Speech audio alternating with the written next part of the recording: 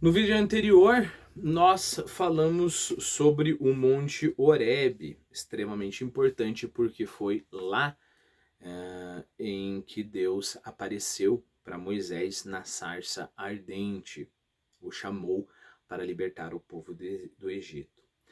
Canta a celestial canta a celestial musa que no cume do Horebe ou do Sinai inspiraste o pastor que ensinou a casta eleita. Bom, o pastor que ensinou a casta eleita é Moisés.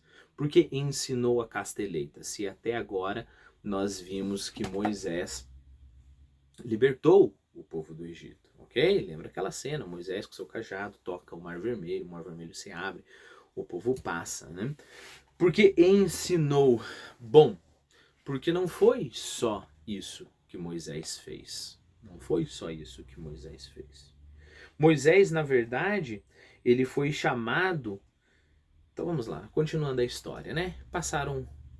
O povo passou o Mar Vermelho, os egípcios tentaram ir atrás, o mar fechou, matou os egípcios e agora eles estão livres. Uhul, estamos livres. Mas, tá bom, você tá livre. Onde você tá? Eles estão no meio do deserto. Eles estão no meio do deserto.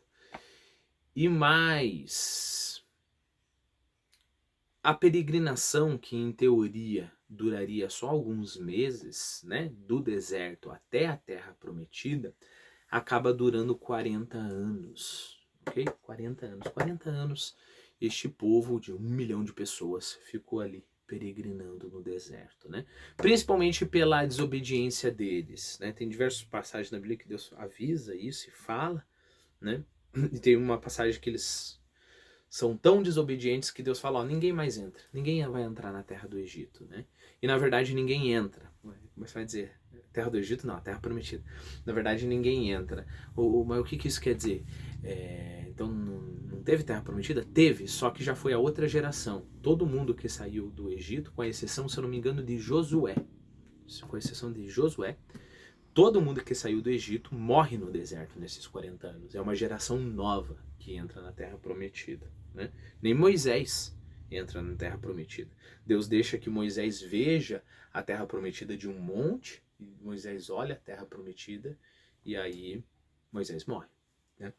Mas aí o ponto é, o que aconteceu durante esses 40 anos? Esses 40 anos foram muito importantes para a formação do povo de Israel. Né? Aconteceu, entre outras coisas, o período que Moisés ficou no Monte Sinai. Né? Se eu não estou enganado, Moisés sobe e fica 40 dias no Monte Sinai. E aí, a propósito, é aí que o povo pensa, nossa, Moisés não tá voltando, vamos fazer um outro Deus aí? Ele pega a joia de todo mundo, derrete a joia, faz um bezerro de ouro lá e começa a adorar um bezerro, né? Pô, você não ficaria irado? Eu, na hora, destruiria todo mundo com fogo. Mas o ponto é, Deus chama Moisés para o cume do Monte Sinai e lá Moisés fica por 40 dias, se eu não estou enganado, 40 dias. E o que acontece? Ele recebe das mãos do próprio Deus as tábuas com os mandamentos. Né? Tábuas essas que depois serão guardadas na Arca da Aliança, que é um artefato bem importante para o povo de Deus. Então aí você já sabe que ele é aquele que ensinou a casta eleita, né? Mas também, mais do que isso, Moisés foi aquele que escreveu o Pentateuco, né? Nós chamamos de Pentateuco, mas um judeu chama de Torá, ou Torá, né? O que é a Torá? A Torá são os 5 primeiros livros da Bíblia, ok? Todos eles foram escritos por Moisés, ok? Todos eles foram escritos por Moisés, segundo a tradição.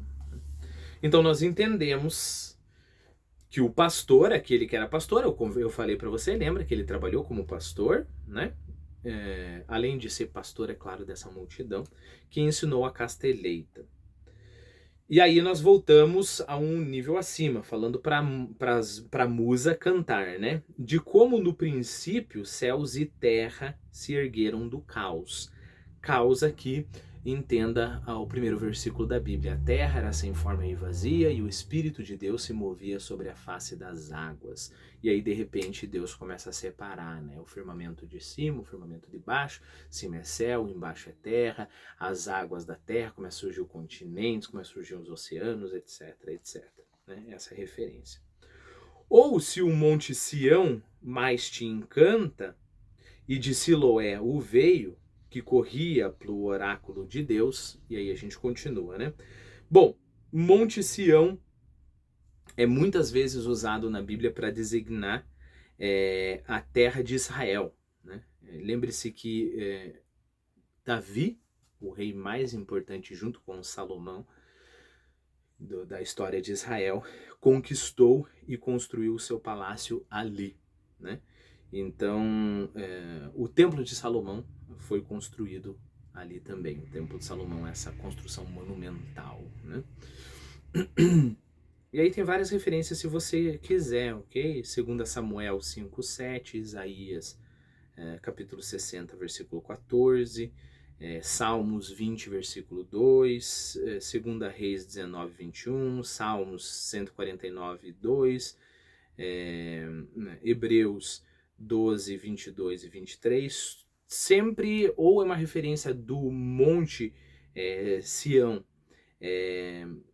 literalmente o Monte Sião lá, ou a de Israel como Monte Sião, né? Deus não abandonará o Monte Sião, por mais que Israel, naquele momento de uma profecia ou qualquer coisa assim, já estava disperso, já estava longe do Monte Sião, mas o Monte Sião sempre virou esse símbolo de o lugar onde Israel é abençoado, né? A Sião Celeste, por exemplo, os cristãos falam, né? É sempre essa ideia. A propósito ainda sobre o Monte Sinai, fiz uma pesquisa assim sobre hoje em dia. Hoje em dia tem uma escadaria com 4.000 degraus. Se eu não me engano, são 3 horas para você subir até o topo do Monte Sinai. Deve ser uma experiência bem interessante, né? Cansativa também. Ótimo, essa referência não é tão difícil assim. Mais te encanta, ou se o Monte Sião mais te encanta, e de Siloé o veio. Veio aqui, entenda, córrego, né? Um ribeiro, né? Um riozinho. E aí que as coisas ficam difíceis. Por que ficam difíceis?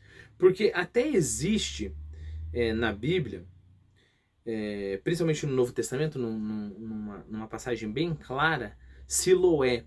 Mas não é um córrego, né? É um lago, como se fosse um lago, assim, em inglês a gente chama de pool, né? Como se fosse uma piscina, mal traduzido, né? Que Jesus vai lá, cura um cego, é aquela passagem que o cego chega a Jesus, Jesus cospe na terra, faz lama, coloca a lama nos olhos do cego e fala, agora você vai se lavar lá no tanque, tanque é a palavra em português, você vai se lavar lá no tanque de Siloé, né? Então, há todo um debate dizendo, mas da onde esse córrego, né? Algumas pessoas falam sobre o córrego, que na verdade pode ser esse aqueduto construído, eu não lembro, mas eu acho que é lá no período de Ezequiel, né? Ezequiel. E aí foi construído um aqueduto subterrâneo, né? Desde uma fonte qualquer, passando por baixo de um monte e chegando ao tanque, o tanque que foi referido por Jesus, né? E diz que estrategicamente isso era muito importante para Israel, porque por mais que Israel fosse sitiada, a cidade fosse sitiada, haveria um suprimento permanente de água, né? Então pode estar se referindo a isso também, né? Se você quiser, em Ezequiel 47, capítulo 47, versículo 1, tem isso lá. Ou pode ser, novamente, o livro misturando referência mitológica com a referência bíblica, né? Existe essa fonte muito importante para as musas, que é a fonte de Hipocrene, né? E aí seria a fonte misturado com o tanque para dizer do lugar onde as musas divinas lavam seus pés.